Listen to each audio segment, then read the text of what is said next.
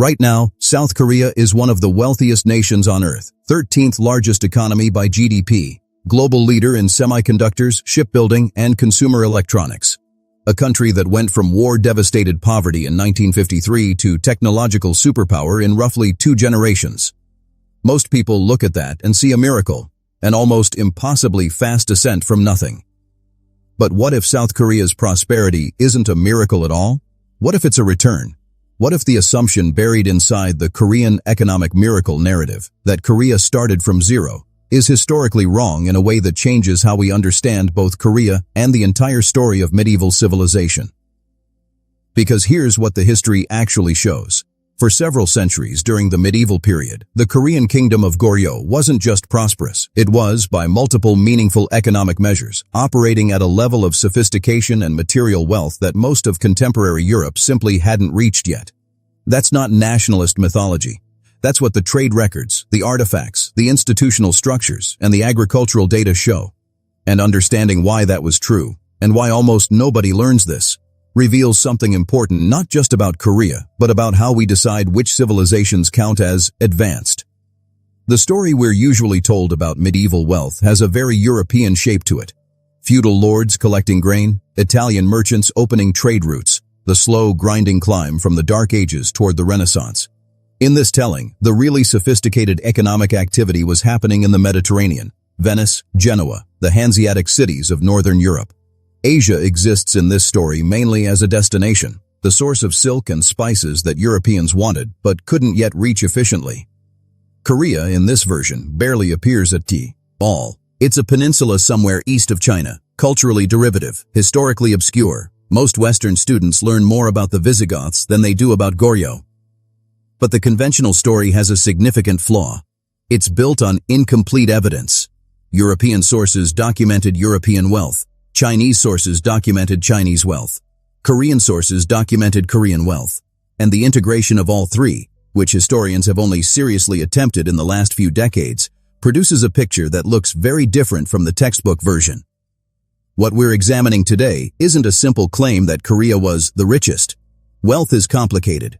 We're looking at a specific argument, that on the metrics that most meaningfully indicate economic and civilizational sophistication, material production quality, institutional development, agricultural productivity, and trade integration, Goryeo Korea during roughly the 10th through 13th centuries was ahead of, or at minimum genuinely competitive with, the European powers of the same era. And we're asking why that comparison almost never gets made. We're looking at this through 4 lenses. What Goryeo made, how it was organized, what Europe actually looked like in the same period, and what happened when catastrophe tested both civilizations at once. To understand how wealthy Goryeo Korea actually was, you need to look at what it made, what it traded, and who desperately wanted it. Start with Celadon. Goryeo Celadon pottery, that distinctive jade green glazed ceramic, is today considered one of the supreme artistic achievements of the medieval world. Museums from the Met to the Louvre display it in their most prestigious galleries. But it wasn't just art, it was technology. The specific clay composition, the kiln temperatures, the glaze chemistry required to produce that inlaid celadon were the product of sophisticated industrial knowledge that Korean craftsmen had refined over generations. Chinese observers, and China at this time was producing the world's most admired ceramics, wrote with explicit admiration about Goryeo Celadon. A Song dynasty official named Xu Jing visited Korea in 1124 and described the ceramics in terms that read almost like envy, calling the jade green color first under heaven.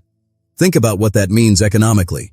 To produce something that the world's dominant manufacturing civilization considers superior to its own product, that's not a peripheral economy. That's a center of high-value production.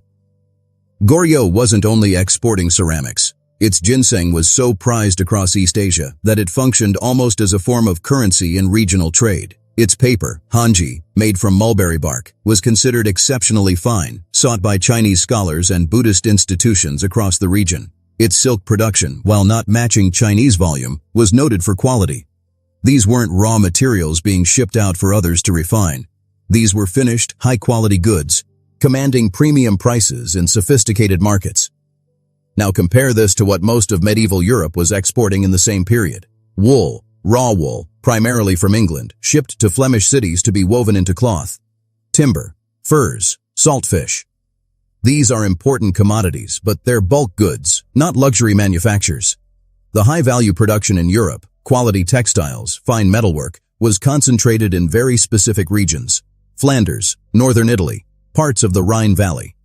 For most of the European landmass, the economic activity was subsistence agriculture and local barter.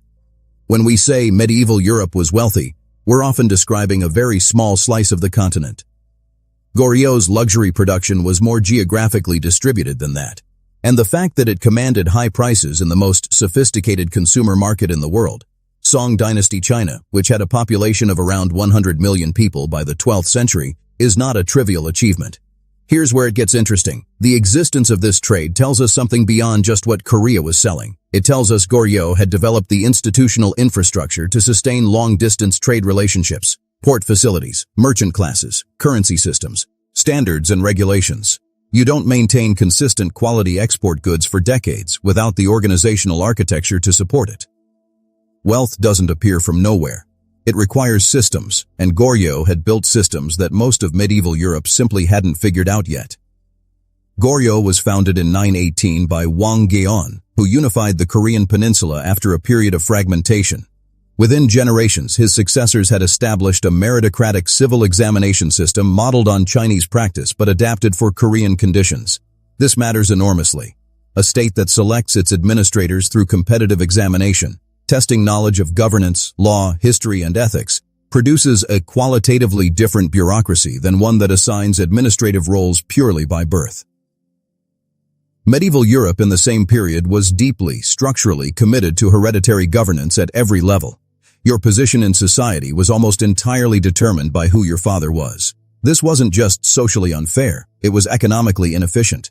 Incompetent lords managing incompetent estates produced inconsistent agricultural yields, inconsistent tax collection, inconsistent infrastructure investment. The feudal system had virtues, but meritocratic optimization was not among them. Goryeo's examination system wasn't perfectly meritocratic by modern standards. Aristocratic families had significant advantages in accessing education, and the system evolved and sometimes regressed over the dynasty's history. But it created a class of professional administrators with genuine expertise, and those administrators managed an agricultural system of impressive productivity. The Korean peninsula's geography, mountainous but with fertile river valleys, a coastline enabling maritime activity, 4 distinct seasons producing diverse crops, was a genuine asset. But geography alone doesn't produce wealth. Goryeo developed sophisticated water management systems, expanded rice cultivation into previously marginal land, and supported the kind of agricultural innovation that produces surplus above subsistence. Surplus is the engine of everything else. It enables specialization, trade, art, architecture, and the intellectual life that luxury production requires. Buddhism was the state religion of Goryeo, and this too had economic dimensions that often get overlooked. Buddhist monasteries were among the most sophisticated economic institutions of the medieval world across all the cultures where Buddhism flourished. In Korea, as in China, Japan, and Tibet, they managed land, accumulated capital, functioned as banks and credit institutions, and supported craft production, including the very ceramics and printing that distinguished Goryeo's material culture. The Tripitaka Koreana, the complete Buddhist canon carved onto more than 81,000 wooden printing blocks created in the 13th century, represents an investment of resources, skilled labor, and organizational capacity that genuinely has no European parallel in the same era. It also, not coincidentally, was the most accurate and complete version of the Buddhist canon in existence, drawn on by scholars across East Asia for centuries. Printing technology itself is worth pausing on. Goryeo developed one of the world's earliest systems of movable metal type, approximately 2 centuries before Gutenberg. The implications for literacy, for the spread of administrative knowledge, for legal consistency. These are not decorative achievements. They're infrastructure for economic and social complexity. To be fair to the comparison, we need to spend real time understanding what medieval Europe actually looked like. Not the romanticized version, but the documented one. The year 1000 AD in Europe was not a good time by most material measures. Life expectancy was low, perhaps 35 years on average, though this figure is heavily skewed by catastrophic child mortality. Famine was endemic, not exceptional. The great European famines of the early 14th century, which killed perhaps 10–15% of Europe's population before the Black Death arrived to finish the work, were the culmination of chronic agricultural vulnerability that had been present for centuries. Crop yields in medieval European agriculture were, by modern standards, almost incomprehensibly low. A farmer might expect to harvest 3 or 4 grains for every one planted. Goryeo and Song China, with more sophisticated agricultural techniques and more productive rice cultivation, routinely achieved multiples of that. Urban life in medieval Europe was limited. In the year 1000, only a handful of European cities exceeded 10,000 inhabitants. Paris might have reached 20,000. London was smaller. By contrast, Song Dynasty China had multiple cities exceeding 1 million people, and Goryeo's capital, Gaegyeong, modern-day Kaesong in North Korea, was a substantial urban center by the standards of any civilization in that era, housing a complex economy of artisans, merchants, officials, and religious institutions. None of this means European civilization lacked achievement. The Romanesque and Gothic cathedrals were extraordinary architectural accomplishments. European scholastic philosophy was producing genuinely sophisticated intellectual work, and the trajectory of European development toward capitalism, scientific revolution, and industrialization would eventually produce the most transformative economic expansion in human history. But trajectory isn't the same as position. Where a civilization is heading and where it stands right now are different questions. And if you take a snapshot of roughly 1100 or 1150 AD, the snapshot shows Goryeo with higher value manufacturing, more sophisticated state administration, more productive agriculture, and deeper integration into the world's most dynamic trade networks than the European average of the same moment. The caveat that matters: Europe was not monolithic. Northern Italy in the 12th century was producing economic and institutional innovation, early banking, proto-capitalism, urban self-governance. That was genuinely world-class. The comparison isn't Korea versus Italian city-states, where the result would be more ambiguous. It's Korea versus the European median, where Goryeo's advantage is substantial. Here's the test that historians rarely apply.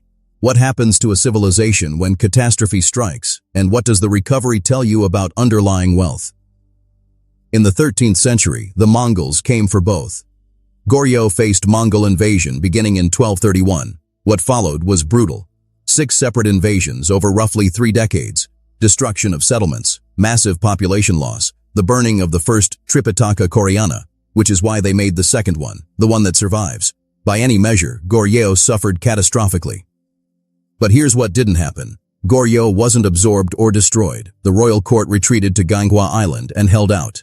After decades of resistance and negotiation, Goryeo accepted Mongol suzerainty, became formally a vassal state, but retained its dynasty, its administrative structure, its cultural institutions, and its aristocracy. When the Mongol Yuan dynasty collapsed in China in the mid-14th century, Goryeo was positioned to reassert itself, and its successor state, Joseon, would go on to another 5 centuries of Korean civilization. The reason Goryeo could survive in this form, even as a vassal, even devastated, was precisely because it had the institutional depth and cultural coherence that a genuinely developed civilization possesses. There was enough organizational infrastructure remaining after the destruction to sustain something worth preserving. The Mongols, who were practical rulers above all, recognized administrative competence when they saw it and kept Korean officials managing Korean affairs. In Europe, the Mongol advance stopped at the borders of Central Europe, the famous 1241 invasion of Poland and Hungary before the Mongols withdrew. But the withdrawal had less to do with European resistance than with internal Mongol politics following the death of Ögedei Khan. European civilization never faced the full test that Goryeo did. What the Goryeo experience demonstrates is civilizational resilience, and resilience is, in the final analysis, the most meaningful long-term measure of civilizational wealth. Not just what you accumulate, but what survives when the worst happens. Goryeo had enough, in institutions, in cultural identity, in economic knowledge, to come through the catastrophe with continuity intact. 3 different lenses: material production, institutional sophistication, and crisis resilience, and they all point in the same direction. But before we draw the conclusion too cleanly, it's worth sitting with the complexity. Notice what the evidence actually shows. Goryeo wasn't wealthy in the way a modern economy is wealthy. There were no stock markets, no industrial manufacturing, no financial instruments in anything like modern form. Wealth in the medieval world meant something specific. Agricultural surplus, high-value craft production, administrative efficiency, trade integration, and institutional durability. By those medieval-specific measures, the case for Goriot's parity with or advantage over medieval European economies is genuinely strong. Notice also what makes this comparison so difficult to make fairly. We're comparing civilizations across different geographies, different resource endowments, and different positions within global trade networks. Goriot's proximity to Song China, the world's most dynamic economy in this period, gave it access to knowledge, capital flows, and markets that geography simply denied to most of Europe. Is that wealth, or is it advantage? Probably both, and separating them completely isn't possible. But here's what the pattern really reveals. Our intuitions about which civilizations were advanced in the medieval period are shaped almost entirely by which civilizations we've studied. European history has been the default curriculum for European and American education for centuries. That curriculum shapes the intuitions. The intuitions then shape which civilizations we think deserve further study, which reinforces the curriculum. It's a closed loop. And inside that loop, Korea disappeared. A civilization that produced arguably the world's finest ceramics, developed movable metal type centuries before Europe, built a sophisticated meritocratic state, and survived a Mongol invasion that would have ended most civilizations. That civilization became a footnote. The modern Korean economic miracle looks different once you know this history. It's not a country rising from nothing. It's a civilization remembering what it already knew. We tend to think of economic history as a straight line running from west to east. Europe industrializes, the world eventually follows. It's a seductive narrative because it has some truth in it. European industrialization did reshape the global economy in ways nothing else has matched. But that trajectory, that eventual dominance can make us read the past backwards. We assume Europe was always ahead because it ended up on top. That assumption quietly erases civilizations that were doing extraordinary things while Europe was still organizing itself around subsistence agriculture and hereditary nobility. Goryeo is one of those erasures, and it's worth asking, how many others are there? The conventional hierarchy of medieval civilization, with Europe at the center, Asia at the edges, and everywhere else barely registering, is a story told by the winners of a very specific and relatively recent moment in history. It's not wrong about industrialization. It is wrong about everything that came before it. And if Korea could be this thoroughly erased from the story of medieval wealth, a civilization with celadon that made Chinese craftsmen envious, printing technology 2 centuries ahead of Gutenberg, and institutional resilience that outlasted Mongol conquest, what else have we systematically misunderstood about which civilizations mattered and when? That's not a rhetorical question. It's an open research program. And the more seriously historians take it, the more interesting the answers become. What civilization do you think deserves the same kind of re-examination? Leave your answer below, because I suspect the list is longer than any of us were taught.